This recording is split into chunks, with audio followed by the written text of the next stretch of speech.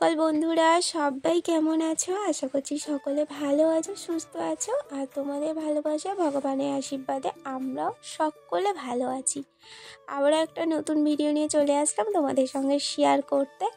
তো আজকে একটু নতুন বিছানার চাদর পেতে দিচ্ছি। নতুন বলতে একদম নতুন নয়, মানে কাঁচা। যেটা পাতা ছিল ওটা তুলে দিলাম। আজকে বছরের শেষ দিন, ভাবলাম একটু ঘর থেকে যা ময়লাগুলো আছে ঝেড়ে ঝুড়ে একটু বার করে দিই। নতুন বছরে ঘরটাকে একটু নতুন করে তুলি। নতুন করে তোলা মানে কি, ওই নোংরাগুলো ঝেড়ে ঝুড়ে ফেলা, এইটাই। নতুন করে তো আর ঘর বানাতে পারবো না, তো ওটাই আমি এখন করছি। দেখতে পাচ্ছ, বিছানাটা গোছানোর আগে আমার মনে ছিল না খাটটা মোছার জন্য। তারপর বিছানাটা গুছিয়ে আমি এই যে খাটটা মুছে নিচ্ছি। এমনিতেও আমার এইগুলো রেগুলারই করতে হয়, দুদিন একদিন ছাড়াই। তো ভাবলাম কি আজকে যেহেতু বছরের শেষ দিন, আজকে একটু এগুলো ঝেড়ে ঝুড়ে নিই। তো আমার এখানে ঘর ঝাড়াও কমপ্লিট আর বিছানাটাও গোছানোও হয়ে গেছে। তারপর আমি চলে এসেছি নিচে এসে এই যে এখন আমি টিফিন করতে বসেছি, মানে ব্রেকফাস্ট। তো আজকে ব্রেকফাস্টে কী আছে বলো তো? পিঠে। কালকে আমাদের বাড়িতে পিঠে হয়েছিল, তো ওই পিঠেই আছে। আমি এখন গুড় দিয়ে পিঠে খাচ্ছি। তারপরে খাওয়া দাওয়া করে বসে গেছি রান্না করতে। এগুলো কী ডিম বলো তো? এগুলো হচ্ছে হাঁসের ডিম। আজকে 7খানা হাঁসের ডিম কিনেছে, তো সেই জন্য আর মাছটা আনতে যায়নি। আজকে সানডেতে মাংস হয়, তো আজকে আর মাংস হবে না। দেখি কালকে হয় কি, কালকে হলেও হতে পারে। তো সেই জন্য আর আজকে মাছ আনেনি আর মাংস আনেনি। ডিম যেহেতু 8টা না 7টা দিয়ে গেল, সেই জন্য এই ডিমগুলোই করা হচ্ছে। আর হাঁসের ডিম জানো তো, এমনিতেই ছেড়ে যায়, জানো, টাটকা হলে। তো নাকি শুনেছি হাঁসের ডিমে একটু তেল মাখিয়ে দিলে ছেড়ে যায় না, মানে খোসার সাথে ডিমটা চলে যায় না। তো আমিও সেটা ট্রাই করলাম, তো সেই জন্য একটু তেল মাখিয়েই দিলাম। জানি না ছাড়বে কি না ছাড়বে। তারপরে এই যে সবজিগুলো কেটে নিচ্ছি। আর আমি কিন্তু আজকে এখনও স্নান করিনি, স্নান করবো বেলায়। কাপড়টা চেঞ্জ করে নিয়েছি, চেঞ্জ করে আমি রান্নাটা বসিয়ে দিয়েছি। বেলায় স্নান করবো, কারণটা হচ্ছে শ্যাম্পু করবো। আর এখন যা ঠান্ডা পড়েছে, ওই ঠান্ডাতে এখনই সকাল সকাল আমি স্নান করতে পারবো না। তো সেই জন্য ভাবলাম না, আগে রান্নাটাই সেরে নিই, কারণ সবাই তো আবার খাবে। ছেলেও আছে, ছেলেও খাবে, ওকে টাইম মতো খাওয়াতে হবে। আর রান্নাটা করা থাকলে কি হবে, চিন্তা করতে হবে না, মা সবাইকে খেতে দিয়ে দিতে পারবে। তো ডিমগুলো ভেজে নিলাম। আর ডিমের কারি করব আজকে। ডিমের আলু দিয়ে ঝোল হয়ে যেত, কিন্তু মা নয় সকালবেলা আজকে অনেকটা ভোরে উঠেছিল, সেই জন্য মা সবজিটা আজকে কেটে রেখে দিয়েছিল। ভোরে ওঠার কারণ হচ্ছে আজকে আমাদের বাড়িতে ওই যে যারা কীর্তন করতে আসে, মানে ওই ধরো কীর্তনের দল, তো আমাদের এখানে পৌষ মাসে ভোরে মানে পাড়ায় পাড়ায় ঘোরে, তো ওনাদেরকে চা খাওয়ানো, মানে চা খাইয়েছে, তো সেই জন্য ভোরে উঠেছে। ওনারা ভোরেতেই আসে, আর তারপরে তো আর মানে হয়নি ওনারা চলে যাবার পর। তো সেই জন্য মা যে সবজিগুলো আজকে কেটে রেখে দিয়েছিল, আর ফুলকপিটা কেটে ফেলেছিল। আর কাটা সবজি রাখলে তো নষ্ট হয়ে যাবে, তো সেই জন্য আমি আজকে ভাবলাম কি শুধু ডিমের কারি করি। আর হাঁসের ডিমের শুধু কারি করলেও বেশ খেতে ভালো লাগে। তো এই যে ফুলকপি আলুর তরকারিটা আমার দেখো তোমাদের সঙ্গে কথা বলতে বলতে হয়ে গেছে। একটু ধনেপাতা দিয়ে দিয়েছি, এবার আমি এটা নামিয়ে নেব। আর মশলাটা যেহেতু ফুলকপি আলুর তরকারি আর ডিমের কারিতে একই লাগবে, আমি মশলাটা কিন্তু একসাথেই করে নিয়েছিলাম। আমার মতো কার কার বুদ্ধি আছে বলো? এইভাবে কিন্তু গ্যাস বাঁচানো যায়। আমি কিন্তু এইভাবেই গ্যাসটা বাঁচাই। যা গ্যাসের দাম হয়েছে। মাথা রেখে এখন আমি গামছাটা খুলবো না, কারণ প্রচণ্ড আমাকে ঠান্ডা লাগছে। আর শ্যাম্পু যদিও করেছি, পুরো চুলটা তো ভিজা। আর গামছাটা জড়ানো থাকলে কি হবে বলো তো, জলটা মানে ওই গামছাটার মধ্যে শুপে নেবে, তাহলে তখন খুললে অতটাও ঠান্ডা লাগবে না, চুলটা অনেকটা শুকিয়েও যাবে। তো চলো, আজকে তো বাবুকে মা খাইয়ে দিয়েছে আর আমার রান্নাবান্নাও কমপ্লিট। কি রান্না করেছি সেটা কোনো তোমাদেরকে দেখানো হয়নি। কি রান্না করেছি আজকে তোমাদেরকে দেখিয়ে দিই।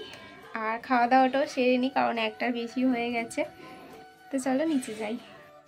আজকে রান্না হয়েছে এই যে ডিমের কারি। দেখতে কিন্তু বেশ ভালোই হয়েছে, খেতেও কিন্তু বেশ টেস্টি হয়েছিল। আর এইখানে এই যে ফুলকপি আলুর রসা, আর এইখানে আছে টক। ব্যাস, আজকে আর সেরকম কিছু রান্না হয়নি। আর এইখানে আছে ভাত, আর ওইখানে আছে কালকের একটু বাঁধাকপির তরকারি। তো ওটা খেলে খাবে, না খেলে না খাবে। তো এই রান্নাই আজকে আমার হয়েছে। চুলটা পুরো দেখো, মনে হচ্ছে বাবুই পাখির বাঁচা হয়ে রয়েছে।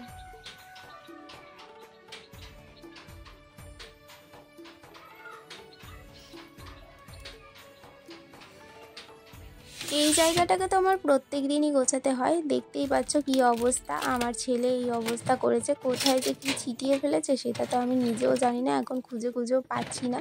তখন সব কিছু আমাকে নামাতে হবে। আর এখানে লিপস্টিক, কাজল, যাবতীয় যা থাকে, ক্রিম, সব আমার ছেলে মাখে, মানে ওকে মেয়ে করতে করতে ছেলে করে দিয়েছে। তো যাই হোক, মাখে তো আর কিছু করার নেই, আর আমার অন্য জায়গায় রাখার জায়গাও নেই, তো এইখানেই আমাকে আবার বারবার করে গুছিয়ে রাখতে হয়। আমার ছেলে বারবার করে ফেলে দেয় আর আমি বারবার করে গুছিয়ে রাখি, সেটাই এই যে আজকে আমি বিকালবেলা করছি। তো তারপরে এই যে এখন রাত্রিরের জন্য একটু খাবার বানাবো। বাবা হচ্ছে রুটি খাবে না, আর তোমাদের দাদাভাইকে বললাম তাহলে কি তুমি ভাত খেয়ে নেবে, কারণ একার জন্য আবার রুটি হবে।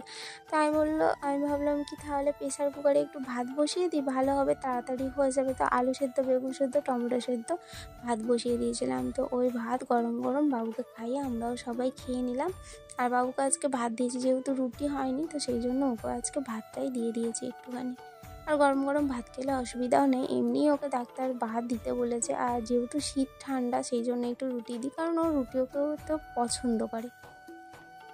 তারপর আমি ওপরে চলেছি, সারাদিন তো টাইম পাইনি। এই যে মাথাটায় সিল্কে চাল দেওয়ার জন্য শ্যাম্পু করেছিলাম, কিন্তু এই যে রাতের বেলা এক্ষুনি মাত্র আমি দিচ্ছি। এবার চুলটা ছাড়াবো, চুলটা পুরো ভেজা, ভাবলাম ড্রায়ার দিয়ে শুকনো করবো, কিন্তু সেটাও আর হলো না আমার ছেলে বাস থেকে কান্নাকাটি করছে, মানে আমি শুলে তারপরে ও শোবে। আসলে বেশি কি বলতো, ওপরে এসে খাটের মধ্যে এতটাই লাফালাফি করে যে মানে শুয়ে পড়তে হয় আমাকে, আমি আর কিছু করতে পারি না, কারণ লাফালাফি করলে নিচে হচ্ছে মাটি পড়ে, যেহেতু মেঝেটা মাটি, মেঝেটা বলতে আমাদের বাড়িটাই পুরো মাটি, আবার বাইরে থেকে পাকা করাও আছে। তো তবুও মাটিটা তো ঝরে ঝরে পড়ে। আর বাবা মা নিচের খাটে শুয়ে থাকে, তো বাবা মায়ের পুরো একদম, একদিন তো বাবার কানে ঢুকে গেছে, একদিন চোখে পড়ে গেছে, তো এরকমটাই হয়। আর ওকে তো বুঝিয়ে সুঝিয়ে রাখাই যায় না, এতটাই দুষ্টু।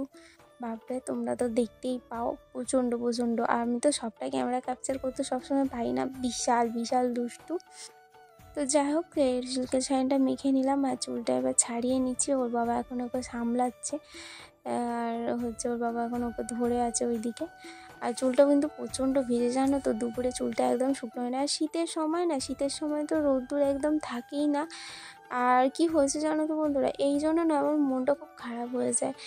আমার মানে অনেকগুলো ভিডিও ক্লিপ কীভাবে ডিলিট হয়ে গেছে, আমি এডিট করার সময় দেখতে পাচ্ছি আমার অনেকগুলো ভিডিও ক্লিপ নেই, কীভাবে ডিলিট হয়েছে জানি না। ছেলে ফোন ঘাটে, ও ডিলিট করে ফেলেছে না কী হয়েছে আমি কিছু বুঝতে পারছি না। এই দিনই করে এরকম খুব হচ্ছে, আর বছরের শেষ দিনটাও আমার দেখো মনটা খারাপ হয়ে গেল। এরকমটা হলে কার না মন খারাপ হয় বলো, কত কষ্ট করে ভিডিওগুলো শ্যুট করা হয়, সেইগুলো যদি ডিলিট হয়ে যায় কেমনটা মনটা খারাপ লাগে। আর তো কিছু করার নেই, ডিলিট হয়ে গেছে, তো যেগুলো আছে সেইগুলোই আমি তোমাদের সঙ্গে শেয়ার করলাম। আর বছরের শেষ দিনটা তোমরা কিভাবে কাটালে আমাকে অবশ্যই কমেন্ট করে জানিও। আমার তো এইভাবেই কাটলো, মন খারাপ ভালো নিয়ে। তো এইরকমই চলছে জীবন। তো বন্ধুরা, সবাই ভালো থেকো, সুস্থ থেকো, সাবধানে থেকো। আজকের মতো tata, bye bye, good night.